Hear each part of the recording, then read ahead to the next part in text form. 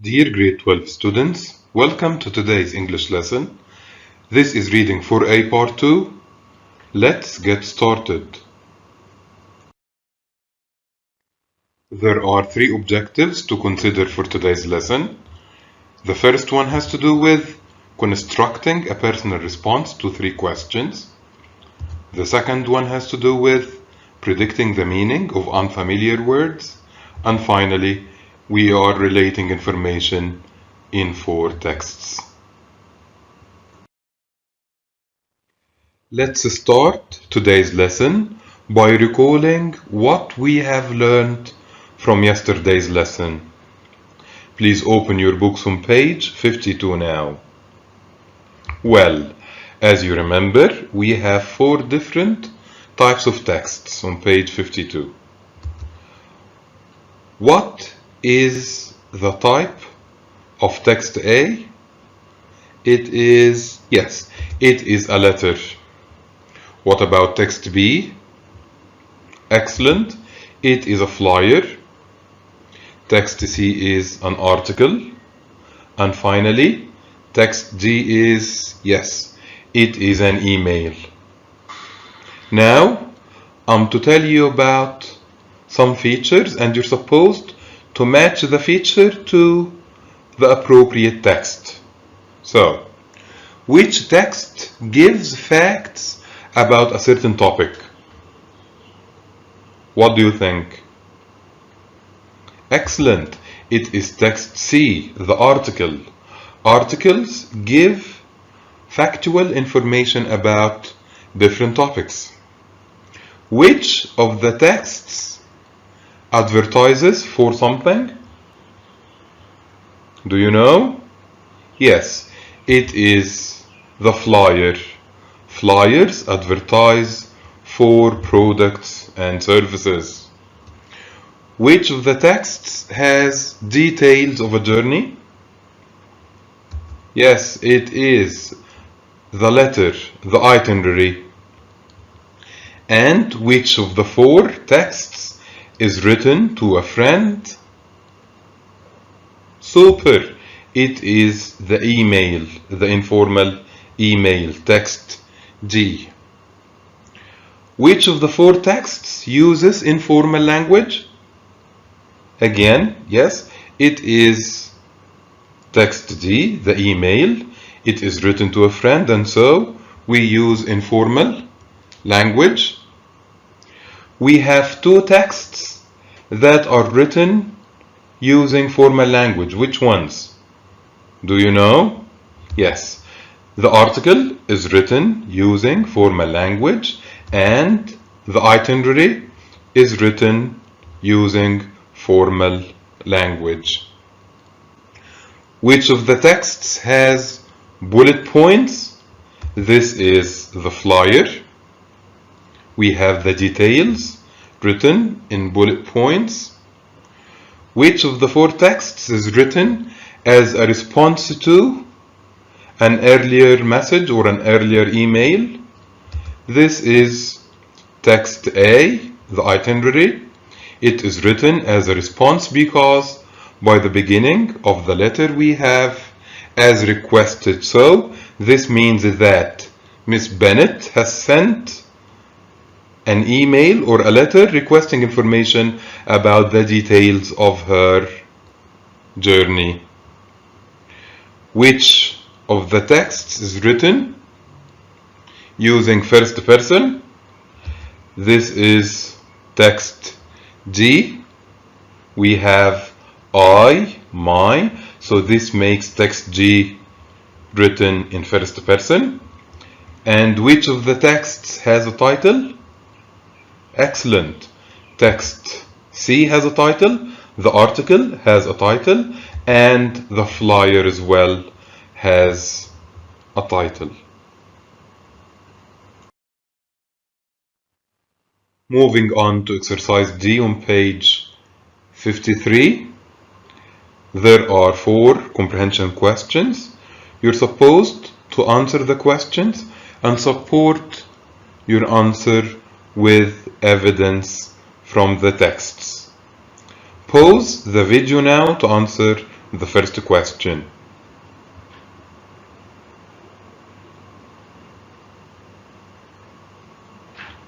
Well, question 1 is asking you to identify 2 texts that include practical advice for tourists visiting Italy.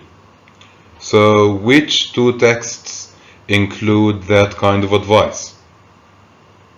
Well, the texts are A and B. Excellent. What evidence can you use from the texts to support your answer? Excellent.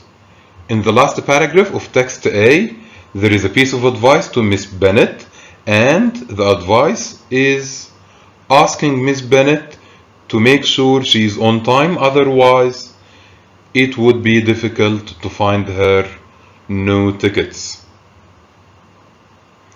What about text B? Okay, in text B, there is advice on the cities to be visited in Italy and the sites that are worth visiting. And finally, we have information about the services the company offers. We are still working on exercise D. This is question 2. I want you to read texts C and D and relate information from both texts to answer this question. Pause the video to answer.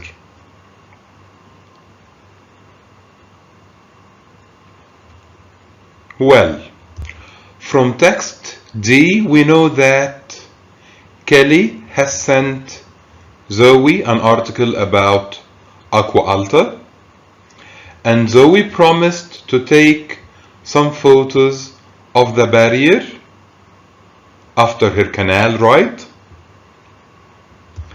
From text C, which is the article, and maybe this is the article mentioned in text D, the article that Kelly sent Zoe.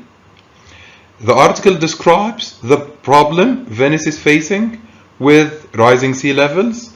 So if we analyze information from both texts, we can learn that Kelly's project is maybe about Venice in general, or how Venice is dealing with rising sea levels.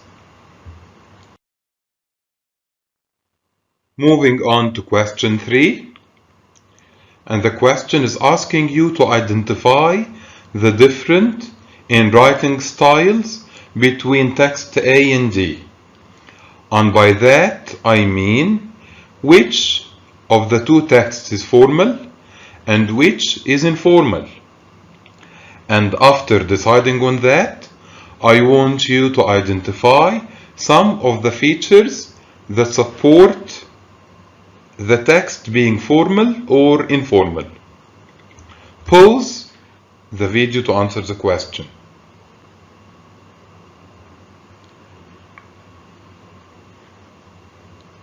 Well, let's consider text A, and it is a formal letter. What features of formal language can you identify in text A? Wonderful. It begins and ends formally. We have Dear Miss Bennett and yours truly. These are used in formal letters only, so these can't be used in informal letters. What else? What other feature can you think of? Okay, text A uses formal and impersonal words. An example of formal words is ensure, and an example of impersonal expressions is as requested. And by impersonal, I mean we don't have you, so it doesn't go like as you requested, it goes like as requested. So this is a formal feature we use when writing formal letters or emails. And finally, the formal letter, text A, doesn't use any of the informal features. We don't have short forms, we don't have abbreviations, we don't have exclamations.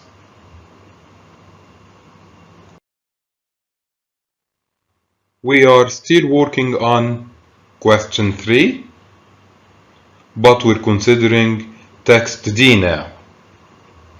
Text D is, yes, it is an informal email.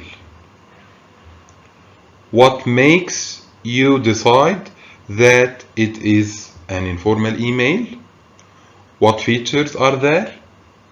Okay, the subject line of the email is an exclamation, and using exclamations is a feature of informal language. So we've got loving Venice as the subject line of the email. The email itself begins and ends informally. We have hey Kelly and see you soon. These are used only when writing informally. There is informal language throughout the email. We have short forms, we have informal words and expressions, and we've got exclamations, and all these are features of informal writing. Moving on to question 4, and it goes like, both texts B and C encourage tourists to visit Italy. How can you tell that text B is a leaflet? Why do you think text B is a leaflet? What are the special features of a leaflet that are there in text B? And why do you think text C is an article? What features are there in text C that make it an article? Pause the video to answer. Well, text B is a leaflet because, can you tell me? Okay, it is a leaflet because of the layout.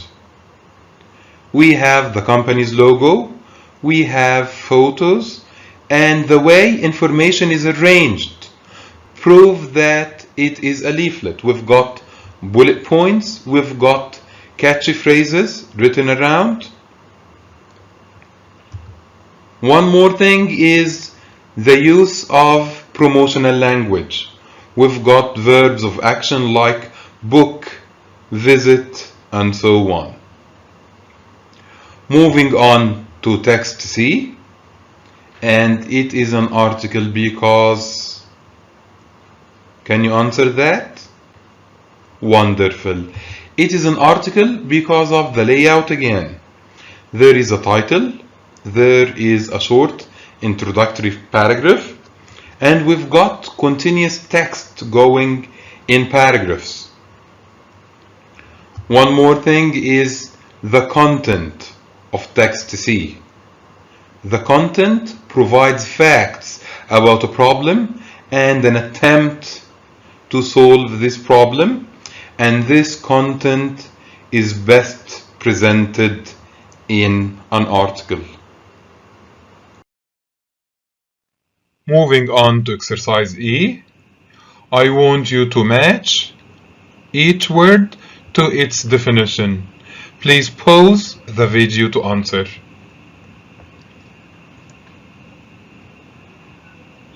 Well, what is an itinerary? Do you know? Well, an itinerary is a detailed plan of a journey. What does the word picturesque mean? Excellent. Picturesque is pretty, especially in an old-fashioned way. What about the word deteriorate? What does it mean? Wonderful. It means to become worse. Uninhabitable means, yes, uninhabitable means impossible or unsuitable to live in. Severity, seriousness. And finally, stunning is best matched to very attractive and impressive.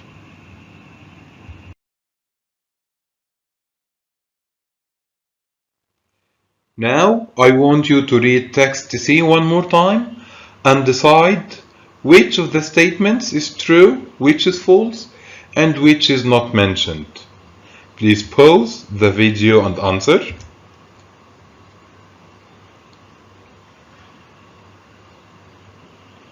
Well, the first statement goes like, nowadays Venice is flooded in winter only.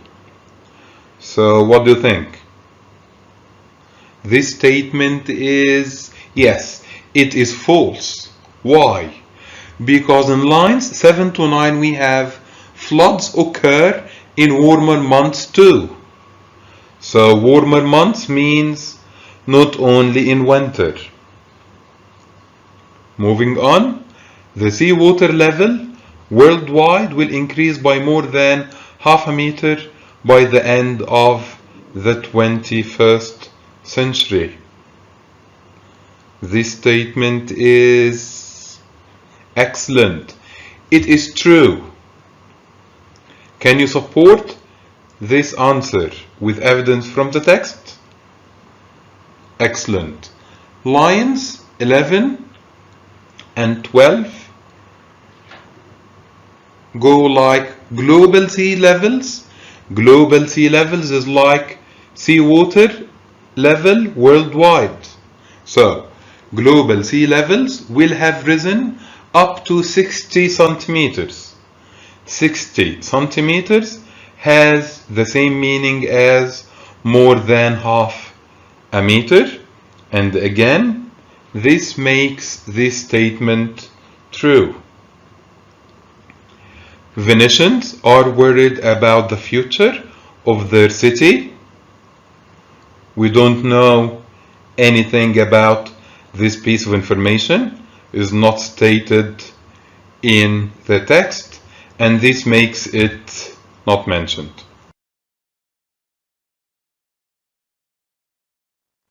Now I want you to read text B and answer the questions. Please pause the video now.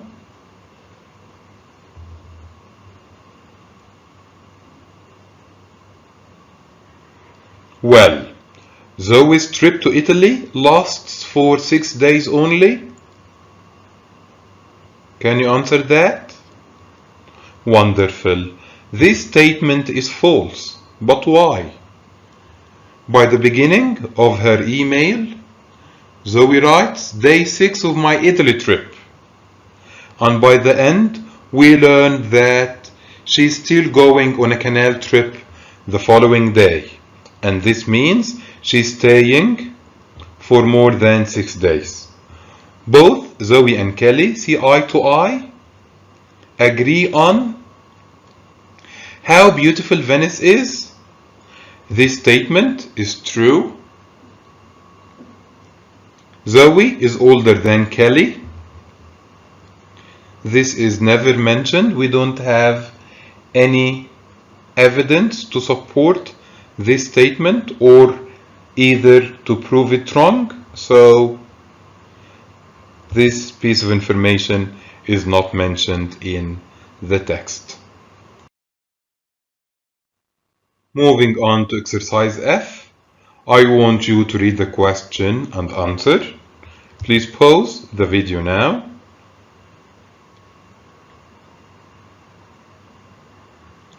Well, the question is asking you if you've ever been to Italy.